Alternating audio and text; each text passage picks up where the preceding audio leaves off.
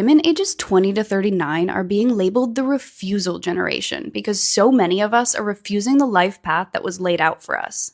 We are refusing to get married. We are refusing to have children with men. We are refusing to work jobs that just don't fill our cup.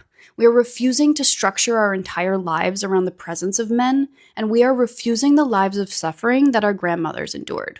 We are literally rejecting everything that came before us, and as a result, the birth rate is dropping for the first time in history because we, the child-free, we are the majority in our age group.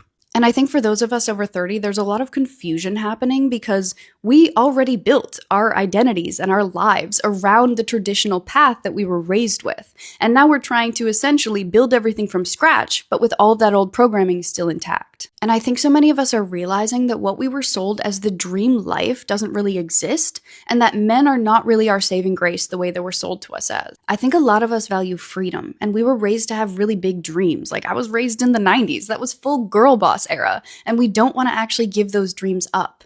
We are the first generation to have options and actually realize that we can fully use them. For so many of us, our greatest fear isn't heights or sharks or spiders or even being assaulted like mine was when I was a kid.